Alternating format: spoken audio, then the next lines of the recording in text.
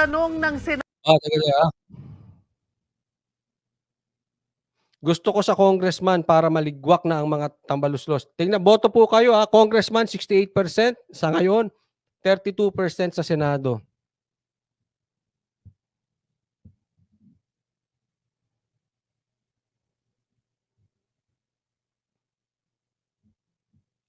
Bye-bye, Elizalde. Bye-bye.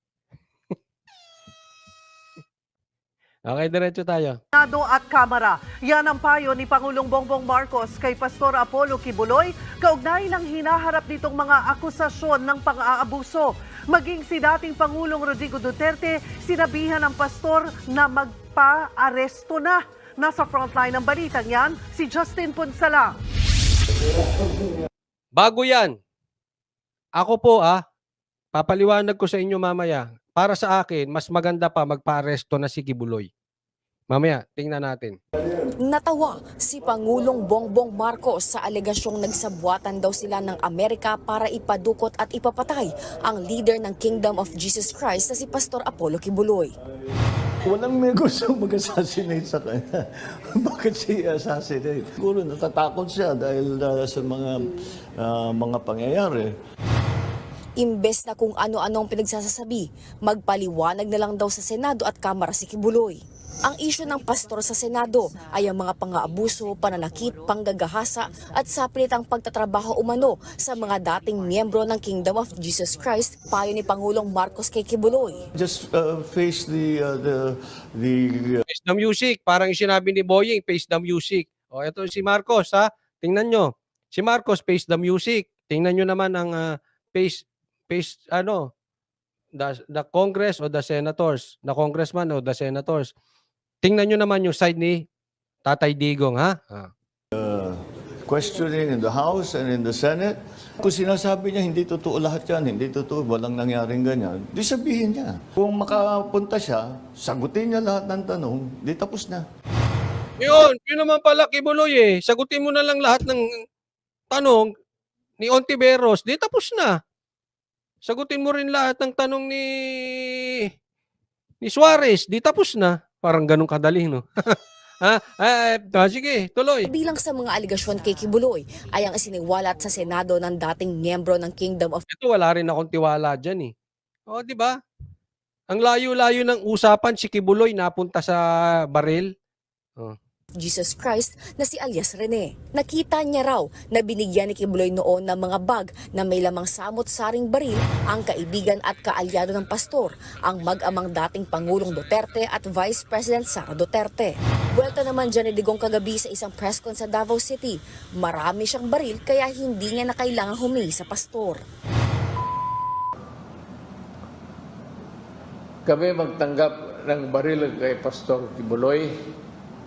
Ako pa ba ang mag-deliver sa kanya ng kanyon bukas o machine gun? That's a very stupid proposition. Yun. I agree. Makinig ka, Ontiveros. That is a very stupid preposition. Stupid. Galing kay Tatay Digong, inulit-ulit ko lang, Alam mo kung bakit? Una, out of nowhere, idinikit nyo pangalan ni Duterte. Halatang halata. Dinikit nyo pangalan patungkol dyan sa baril. Yung baril naman, walang masama dyan. Kailangan lang may lisensya. So, sa lahat ng putik na binabato sa mga Duterte, yan ang pinakakalokohan, pinaka-stupid, pinakawalang kwenta. May kabobohan kung sino man ang nagkaroon ng idea na idikit kay Kibuloy ang Duterte diyan sa baril na yan. Napakawalang kwenta niyan. Mahina ang utak kung sino man nakaisip niyan. Kasabay niyan, minaliit ni dating Pangulong Duterte ang mga kaso ni Kibuloy sa Amerika. Malit na kaso yan. America would not go into that. Maliit na kaso yan. 11 years na nga Sabi ni Tikia, 11 years na yan. Hindi naman na extradite si Kibuloy. Ngayon bigla-bigla na lang. 'Di ba? Biglang hahalukatin ni Boying. Ayan na 'di ba? Nakikita na natin ano ba ang purpose ng pagbalik ni Boying. Ayan na. 'Di ba? Nagsasalita na siya sa DOJ. Oh, 11 years. Tama si Tatay Digong eh. Wala naman 'yan, hindi napapansinin ng US 'yan. Tapos ngayon biglang big deal sa Pilipinas. Ano nangyari? Ha? I can say is that maybe somehow his life is in danger. Ang sinasabi ni Digong na maliit na kaso sa Amerika ni Pastor Kibuloy ay ang puwersahang sex trafficking ng mga bata, samot-saring uri ng panluloko gaya ng bogus na kasal at gawa-gawang visa, pagpupuslitang bulto-bultong pera at money laundering.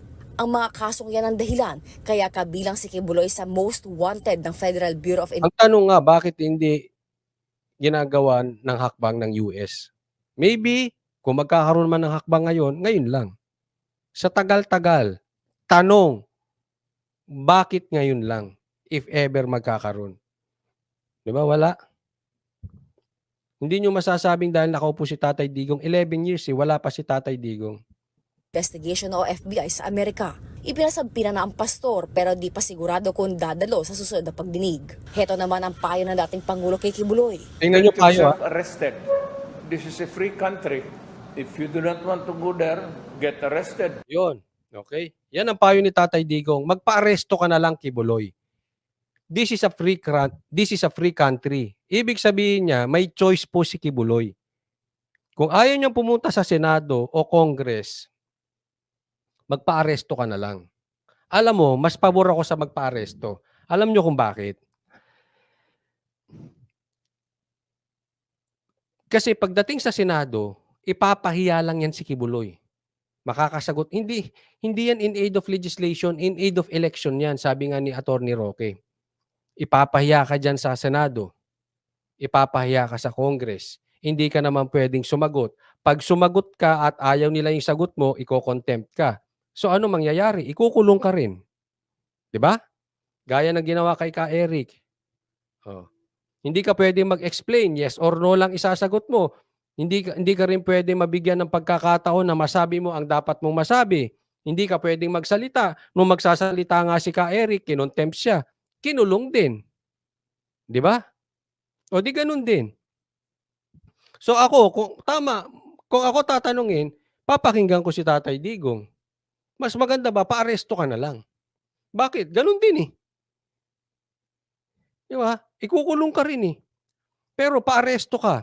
Tapos pag aresto mo, questionin nyo sa korte. Pakakawalan ka rin naman ng mga yan. Kasi hindi naman sila pwedeng mag-hold dyan. Hindi naman sila korte. Hindi naman sila husgado. Wala silang karapatan para ikulong ang isang tao permanently. Hindi po pwede yun. Tingnan nyo ginawa kay Ka Eric. E di bumahag din ang buntot nila. Sabi nila, hindi ka namin pakakawalan hanggat di mo sinasabi yung source mo. O asan si Ka Eric? Bakit nakawala? Sinabi ba niya source niya? Hindi rin. Di ba? O, pakulong ka dyan. Kaysa paglaruan ka. Kaysa babuyin ka sa Senado. Kaysa babuyin ka dyan sa Kongreso. Di pakulong ka na lang. Tama si Tatay Digong, this is a free country. You can choose. O di pakulong ka na lang.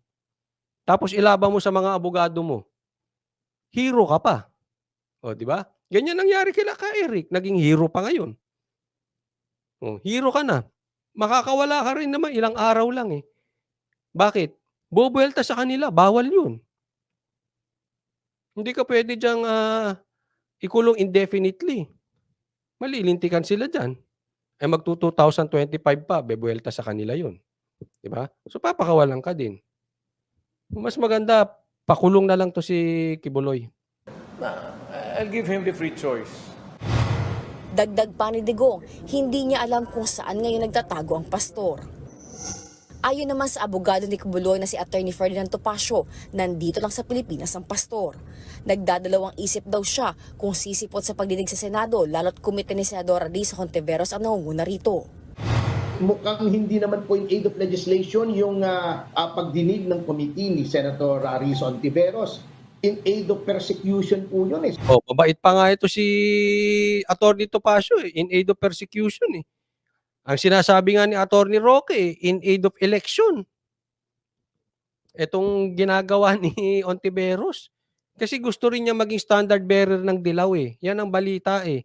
O, yan nga tinutulak ni Trillanes eh. Si Ontiveros eh. Para standard bearer nila. Ibig sabihin, tatakbo yan pagka-presidente ng Dilaw, posible. Gusto niyang siya mapili. Di ba? Kaya pumuposisyon. Kaya maingay yan.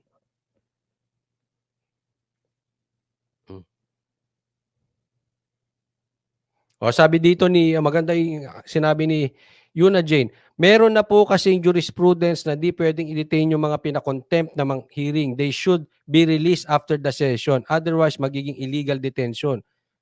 Correct. Kaya nga, mas maganda pa kung ayaw lang niyang babuyin siya dyan ni Ontiveros, pakulong na lang siya. Magagamit pa siya ni Ontiveros eh. O, may iwasan ba natin? Hindi po tayo nagbibintang. But it is possible. Very possible na maga-grandstanding lang yan. E di magagamit lang yung kaso ni Kibuloy para makinabang sila na mag-grandstanding in aid of election nga. Wag ka na magpagamit, Kibuloy. Di ba? Umaasa naman si Senador Ontiveros na tatablan kahit paano si Kibuloy ngayong mismo si Pangulong Marcos. Ikaw ba tinatablan ka? Ontiveros? Posibleng tatablan daw. Amazing.